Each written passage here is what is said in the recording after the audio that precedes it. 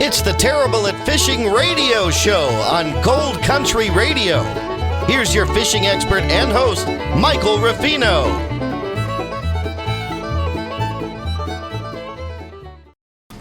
Welcome back to Terrible at Fishing, everybody. Oh, it's been a strange few weeks, hasn't it?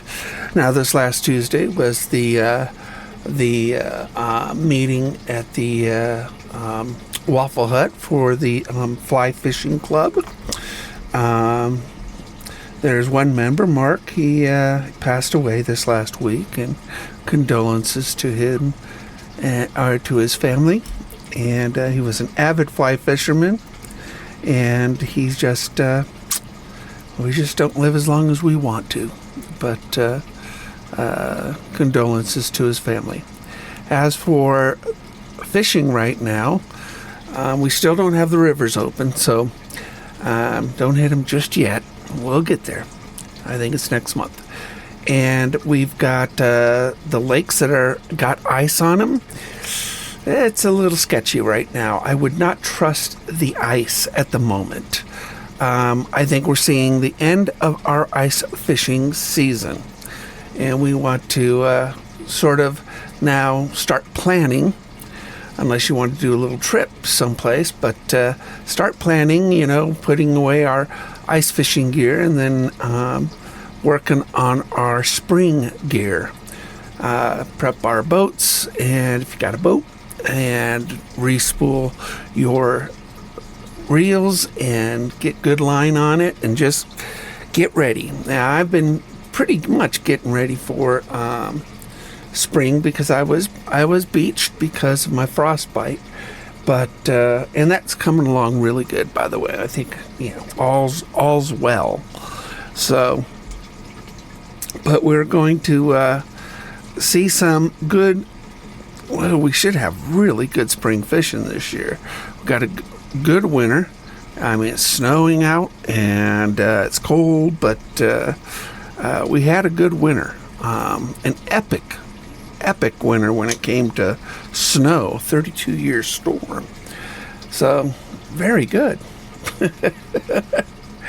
Now, part of prepping for spring is getting all my rods, and all my line and all my reels, serviced. So this is something I do. I enjoy it.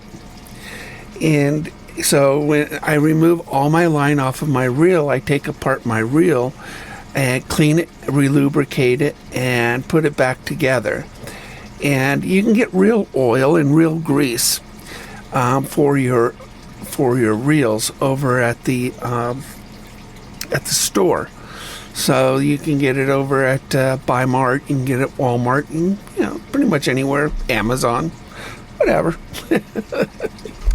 and get your reels working better than new, and that's what you can do right now. And then as for your line, don't go cheap on line. I mean, I know we go through it every year, but I'm a big fluorocarbon fan. Fluorocarbon is invisible to in the water. It has the same refractive qualities as water. So as that line hits the water, it disappears. And that's perfect for fishing. Now, I use fluorocarbon for just about everything, including my heavy rods. It's just heavier, and it's the leader. So typically on my heavy rods, super heavy rods, I use a braid on the reel with a fluorocarbon leader. So a leader is usually about 6 feet, 5-6 feet long, and you tie it to your regular line and then to the bait itself. And that gives the bait the illusion of, to the fish, of suspended without anything attached. Fish can be scared. It's not like they think. They go, ooh, look, a fishing line. That must not be a real lure. Or it must be a lure. They don't really think, okay? They run off of instinct. So if you're using, let's say, braid line, which is awesome line, casts far and strong, doesn't stretch. And you do it directly to your bait. The fish can see that. Now they're not thinking, oh, look, fishing line. They basically just have been hit. They've bitten that before, and their instincts were trained not to do it again. That's what I like about bass fishing. Bass, we give them intelligence because their instincts are constantly being modified by when they bite a lure or a bait. So we call them smart fish, but they're not really. They're just trained. That's all. They're just trained. Now, there are some not too smart fish out there. You can catch them the same way over and over and over. Things like panfish and trout. You catch them over and over and over again, all the same way. These fish's brains are not modified. Now, mind you, I mean, there's some, like the brown trout. Brown trouts that's kind of the smart trout, is a brown trout. They can get modified. Their brains get modified and trained, where a rainbow trout doesn't. Rainbow trout, you could throw a little rooster tail out there and catch them all day long. Same one, probably, if you could put them back. So it's just the way it is for these fish. But as next month the rivers are going to open up. Some of them, I think the Klamath will, and the Klamath's getting very, very exciting, guys and gals. The Klamath River, we're seeing salmon and steelhead up to Keno and probably past. That means they're in our front yard. So Ioana, I think, is named that because you want to catch a fish one day there. Well, you want to catch a steelhead or a salmon?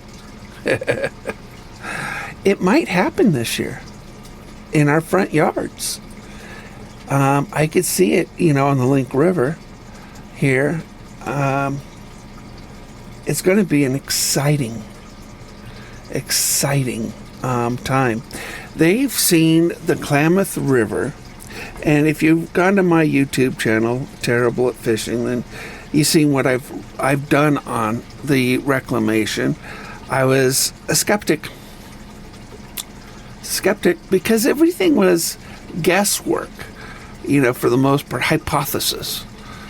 The biologists that are monitoring this are dumbfounded. They thought it would take 3 years for the migration to come back to us, and it's not even going to take a year. Well, it's been a year. It's been a little over a year. It's fast. It's really, really fast, because our first dam was removed last year about this time. So so it's been about a year, less than a year, really, because other dams had to be removed. So it's faster than anybody would have thought. And we are living in a pretty sweet spot for fishing. So this year, I expect to do a lot of river fishing. And then, of course, my lake fishing, because, I like bass. I love bass. My favorite pattern colors is a black lure with blue patterns on it, like a navy blue. It's dark too, and a yellow belly. Now, 6th Sense, they call it their black magic, and I love that bait, and I paint it, on different styles. I got a 4.5-inch squarebill that actually does very, very well. I mean, it'll catch a big old giant. I put 1/0 hooks on it, and it is just my big fish, big bait, for spring. Squarebills work really good for spring, as well as craws, soft plastics. Spring is one of those things where, as the water warms up, the bass will come up, and they're hungry because they've pretty much been dozing off, hibernating. But they don't really hibernate, but they do eat, but very, very little, because they don't move much. They really don't. So the bass will come up, and they're ready. They gorge themselves, and then they make a bed. They make a bed, and you're thinking, Mike, why do fish make a bed when they've been sleeping all the time? Well, because they need to make. I used to call it a nest, but people got confused. In fishing terms, we call it a bed, and they're going to lay their eggs. And the fish eggs are very similar to any other egg. They have to be heated up in order to hatch.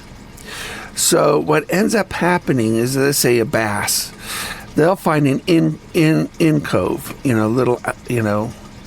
a cove out of any kind of current. And it's usually a hard packed bottom, rocky bottom, or even a log or something. And usually within 3 feet, but on the sunny side, wherever that is, because they don't want to go too deep, because then the eggs don't get warm. They need sun in order to heat up the bed and the eggs, and they want to keep it out of the current so they don't wash away.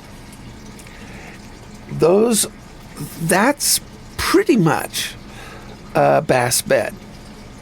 That's pretty much a bass bed. Now, some people, they like to fish beds. Personally, I find that rude. Once you're in bed, you don't want to move. But we want more bass. So what ends up, so I don't fish beds at all. So typically while the bass are bedding, I will fish other fish. And then they'll come off their beds, and they're hungry, and the water's nice and warm. I'm diving shallow baits or topwater baits. That's actually the cool part about spring. And I do have some wonderful videos on the migration of fish, because they actually are very predictable on, as they come up from the deep, where they're going to be feeding, and then where they're going to be bedding, and then, so much fun in the summer. But it's going to be a pretty exciting year for everybody. Do not forget, if you're licensing, please get a fishing license, and please, if you've got a motorized craft and it's expired like mine did, you got to renew it. These are just things that are very practical to do. It's legal to do, and the money goes to a good cause, which is keeping the fisheries or the hatcheries or fisheries, whatever, going. We want to not only protect our forest, but also sustain it, so we can enjoy them more. But that's, something I had to think about. All right, we're going to take a break, and we'll be right back with Terrible at Fishing, and we'll talk more about the end of winter and the beginning of spring. Out in the backwoods under the stars, I tune in the radio from my old car. Gold country radio on Friday night. Terrible at fishing, but it feels just right.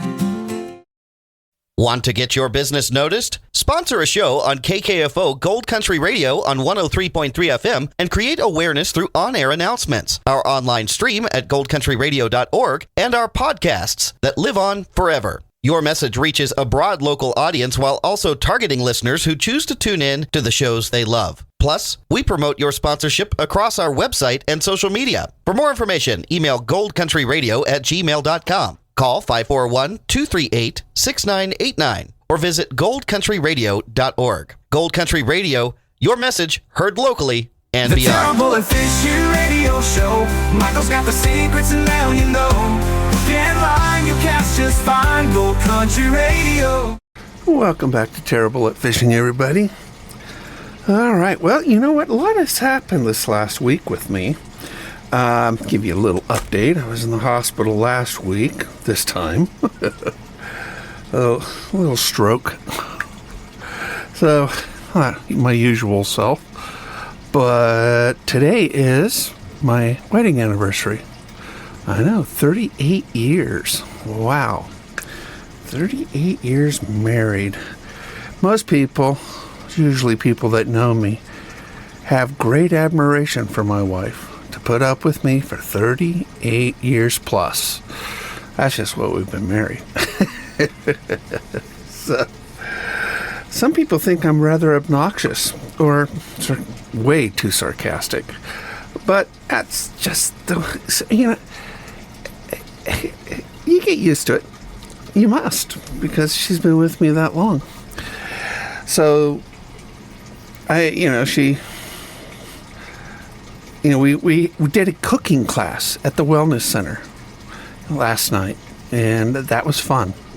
It was, healthy cooking and stuff. There's quite a few other people, and we all made dishes. There were 8 dishes. You get to eat them, because that was delicious. That was fun. And so it's, kind of a fun week, recovering from last week, my health, and then new medications. There's always new pills. And then you gotta get used to it. But I did post a good video on Terrible at Fishing on my favorite bait. And everybody's got a favorite bait. Don't you have a favorite bait? Everybody's got a favorite bait. It might be, fly fishing, there's a certain fly that you like. At trout fishing, there might be a certain spinner that you like. A certain color, a different, with or without a feather on it. It might be soft baits, might be live baits. It might be, you just don't know. But everybody's got an opinion. But more than likely, it's a bait that you know how to fish. Come down to it. You work that bait better than anybody else, or most people. And that's what makes it your favorite bait, because you've got down what we would call the presentation of the bait very, very well. You know how to cast it. You know how fast it sinks. You know the way it looks in the water when you retrieve it. You understand the motion and movement of that bait so well that you manipulate it in such a way that, you catch fish better than other baits that you use. And that really is why you have a favorite bait. Because it works. Because you know how to work it.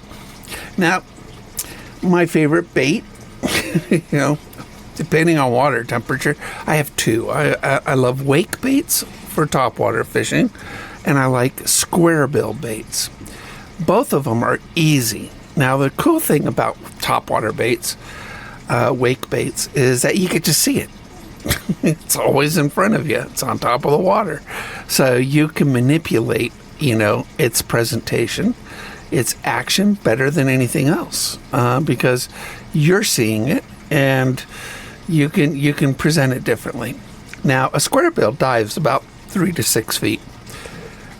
This is a pretty easy bait.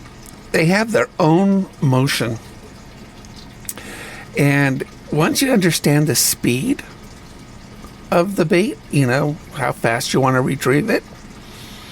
Just toss it out there and retrieve at that speed, and you'll catch fish. It's just a very simple thing. Now, I mentioned my favorite color for big fish, which is black.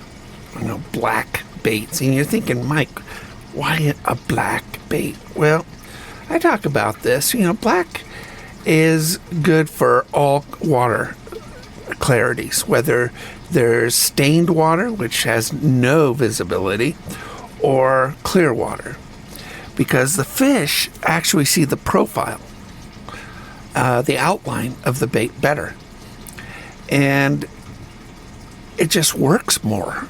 Now, it's good to have a little bit of color on it, but not real bright color for the most part. Now, I do have a yellow underbelly on these black baits, but on the bait itself, blue is seen by bass in a different spectrum. And you put a little bit of blue on the sides of it, you got yourself a pretty killer bait. I just absolutely love this color, and it is just a beautiful, beautiful bait. So I'm kind of addicted to it. And that's what's so neat too, is that baits too, color-wise, can change in their effectiveness by water. The water bodies. So what would work in one lake, something else will work in the other lake. And a lot of that too is clarity, water clarity, but black does well. Don't underestimate a black bait. If you've never used one, try it. Try using a black bait. It works really, really well. It works really well. Black worms, it's just, use a soft plastic that's black. The fish see profiles really good. Even though they may see color differently, they see profiles really, really good. Now, the nice thing about blue too is there are German browns, brown trout in the water. Trout sees blue better than any other color. Blue is their favorite color. And you're thinking, well, why do I use red and yellow? Well, because you got your stuff with it. But people don't think about these darker colors. I love purple. Purple is a really good color too. Again, darker colors. And my favorite power bait in the winter is Tequila Sunrise power bait, and it's black and purple. And it works really well in cold water. So, coffee. I'm a coffee addict. Has absolutely no nutritional value, but it has no negative value. So, it's fat-free, sugar-free, because I don't put none in it. I just like a good bean. And evidently, it's not really a bean, because beans have protein. I had to talk about this last night at the cooking class. They go, what's your favorite protein? I go, coffee beans. That's not a protein. I go, what is my favorite?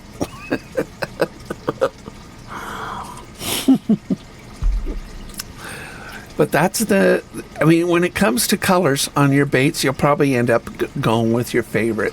Now, Sixth Sense actually has a really good clearance sale right now, so I kind of went nuts.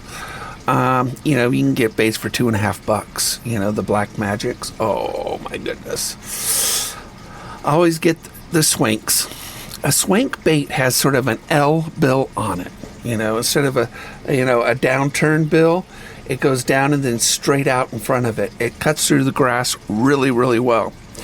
And swanks have incredible action. They're really, really fast shakers, like a baby rattle or a castanet. They just make noise and they zip right through the water, breaking through weeds. It's a great bait. And they had a lot of swinks on clearance. I don't know if they still do, but check them out. 6centsfishing.com, I think, or something like that. Something like that. But that's a really good deal. I mean, $2 or $4 for one of their baits. I put $2 hooks on mine. So, and they have really good hooks, by the way. So you won't have to refit it like you would, cheaper bait, cheap lures. Also, we've here in town, I've been out and about a little bit this last couple of weeks, and I always hit the clearance sections on Bi-Mart and a Walmart. I hate going to Walmart. I don't know if you guys feel the same way about that store, but I hate going in there, but I go straight to the fishing section and look on the bottom shelf and see if anything's down there for $1. This is a really good time to stock up and then break out your tackle boxes. Resort them, more than likely. If you haven't resorted them from last year, they're a mess. So resort your tackle boxes. Make sure that, I have lots of Plano boxes. So I've got my topwater Planos, I got my square bills, my lipless, my jerk baits, my soft baits. I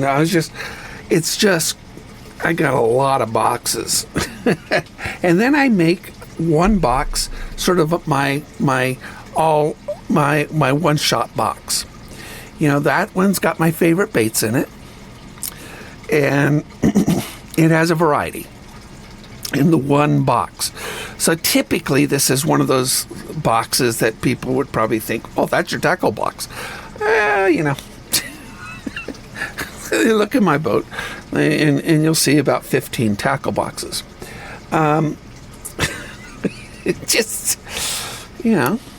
got 5 or 6 rods. They all use different stuff. It's just the way it is. But I love big baits, and I like finesse baits. So really tiny baits. See, my favorite rod that I fish with is a Cajun trigger, and it's 7.5 feet, and it's got the Shimano Aldebaran on it, and that's my favorite rod to use. So I can't use anything more than 1/4 ounce on it. So I'm really working finesse baits on that. Now, I do have heavy and extra heavy rods for the bigger baits. So I kind of vacillate between the two extremes. But typically, if you see me out there fishing, I'm really, it's one of the two. But I love my Aldebaran. I saved up a long time for that, and had to manipulate some funds, but the Shimano Aldebaran bait caster is considered the world's best BFS, and it's the litmus test for all other BFS or bait finesse system reels. And that's the fun part about it. It really is good when you don't have to be too bright to use one. And I ain't too bright. I mean, this is terrible at fishing, by the way. But that's the beauty of it. I have other rods in the middle. I mean, I do always put a spinning rod on my boat in case it's windy and I need to, toss it out there. But you're going to have to redo everything before spring hits. So expect to get on the lake water in about 6 weeks. In 6 weeks, we're going to be out on the lakes on our boats. So if you have to renew your registration, or you got to, prep your boats, things like that. Those are all things. There's some things I want to do to my boat this year. I bought it. It's here. It's just a matter of doing it. So April's pretty much boat month, to get, the boat out and ready and, done for May. And so April is the boat month. This month is this month's busy because of our anniversary. But this is fishing rods and reels. This is a fishing rod and reel month. And then you're also going to have to, next month also is sort of my tackle box month too. Lots of tackle boxes. And, I want to get on the river next month. So I'll be doing some fishing next month out on the rivers. So go to my YouTube channel, Terrible at Fishing, and stay up to date on all these things. But I want to thank you for tuning in this week. And we will see you guys, out on the water. Happy anniversary to anybody else. Take care. That was Terrible at Fishing, the radio show, with fishing expert Michael Ruffino. Check out Terrible at Fishing on YouTube. And tune in next week for the next episode and more great fishing tips. Terrible at Fishing, Fridays at 7 p.m. on Gold Country Radio.